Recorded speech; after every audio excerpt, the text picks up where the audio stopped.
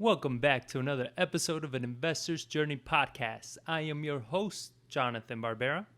And before we get started with this episode, I made a boo-boo. So I have a email provider that we work with where I send out all of our weekly newsletters, and that includes, these podcast episodes, our market updates, stuff in the news, and a lot of things for you to go keeping up with in the real estate space. And somehow managed to delete all the not all, but the majority of the subscribers on our email list. So if you were signed up, go to primehomes.com and just sign up again. That way you don't miss any more Investor's Journey. This just happened, so you haven't missed anything yet.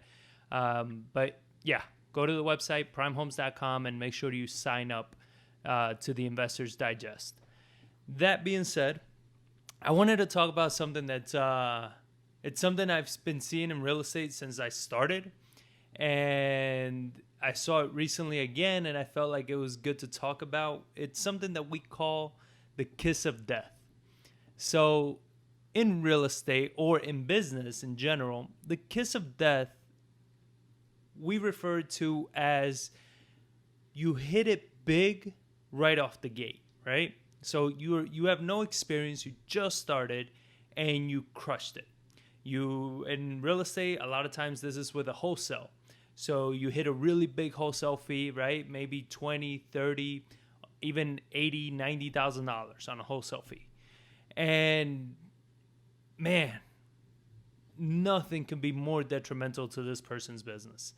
Have you ever been to an event, or maybe you've seen it on Facebook, where you see somebody that's bragging, right? Because they just got into real estate and they just killed it, whether it been a $20,000 wholesale or even an $80,000 wholesale, right?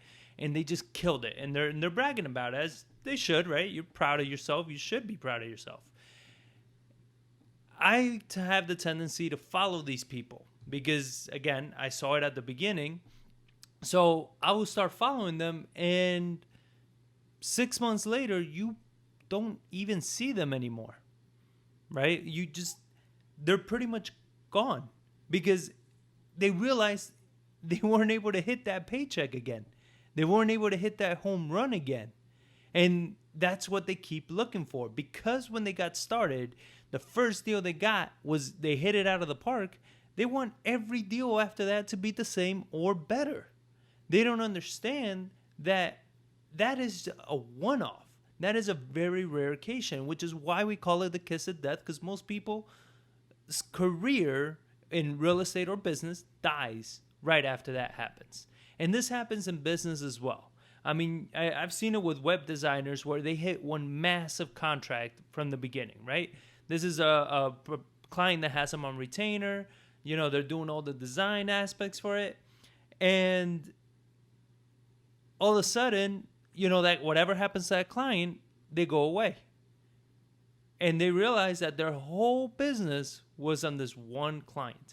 They never developed the skills to gain other clients, to get other people that are maybe don't have them on retainer and don't pay them as much, but they're consistent.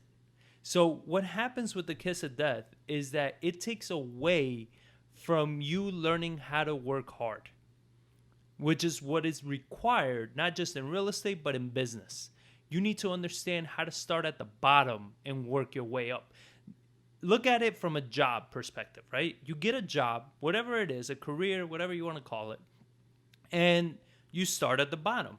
And the more work you put in, the more you show up, the more skills you develop, the better your chances are to increase your position in those jobs, right? And that's understandable. And everybody gets it, and they're willing to put in the work. They understand that. In real estate and life, it's the same thing. But the difference is that there is that chance that you can hit it big at the beginning. And that chance of hitting it big just makes you lazier or sets the wrong expectations. So when this happens and it sets the wrong expectations, you are no longer working as hard. You're not putting in the work. I've seen people hit six figures on their first deal, and man, these guys, they're walking around like they own the world. And I'm like, dude, it was one deal. You understand? Like, yes, you hit a hell of a deal. Don't get me wrong. It's great money. You did a great job, right? Can you duplicate that? Can you always hit a six-figure deal? And the answer is actually no, because nobody's been able to do that consistently. You understand? And that is the point of business. That is the point of real estate, is being able to duplicate your results.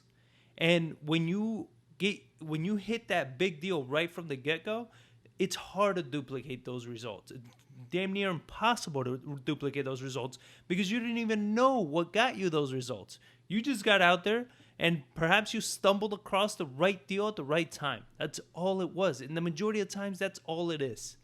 You understand? It has nothing to do with your skills. It has to do with you being in the right place at the right time. So there's no duplicatable process, and home runs like those don't keep the lights on. The things that keep the lights on are the singles, all those little base hits that you do throughout this process. Those are the things that you can actually duplicate and replicate. Those are the things that you can build a system and a business around, hire people to do.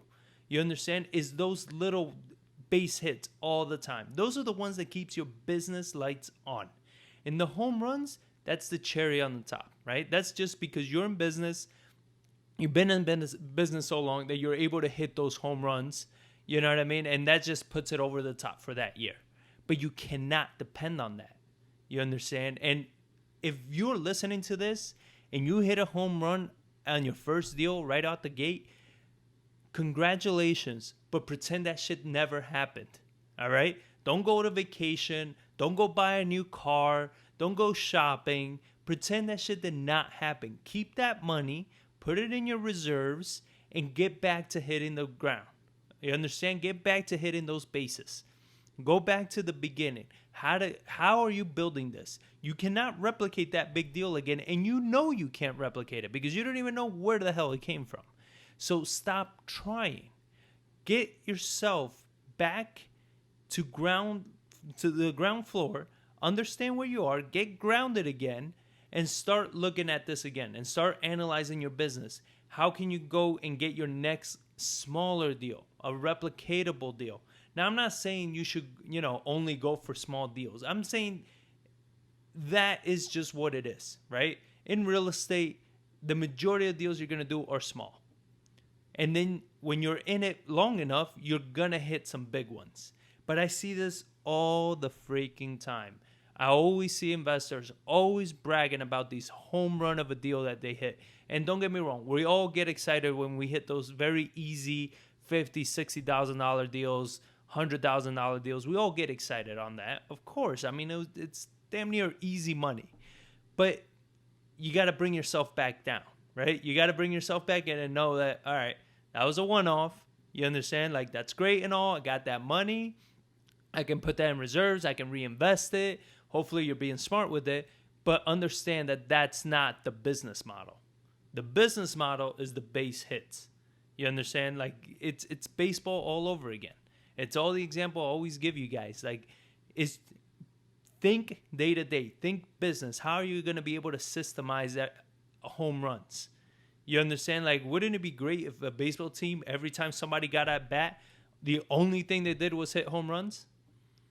I mean, they would be the best ultimate baseball team. It doesn't happen all the time.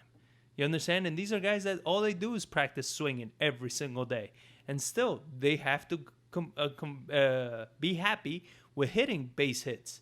They have to be happy with hitting doubles because you just got to load up the bases as many times as you can and just making that round and making that round. So you just keep getting those runs in. And it's the same with business. It's the same with real estate. So I hope this helps. We call it the kiss of death because, again, people just fall off. Every time I've seen somebody, and when I started, I saw it from people that were hitting, as low as $10,000 on their first deal was enough to kill them. $10,000 deal at the beginning, when most gurus, when I first started, they were talking about $5,000 was good. People who make 10 grand on their first deal, and 3 months later, they were gone. Like, they went back to a job or whatever because now real estate sucks. It's too hard, blah, blah, blah. And they quit. So whenever you see somebody, and I'm not saying follow them wishing that they're going to fail, but it's just to prove to you how frequently this happens. When somebody hits it big off the bat, how quickly these people fall off. It's very, very, very, very, very few the amount of people that hit it big and stay in business.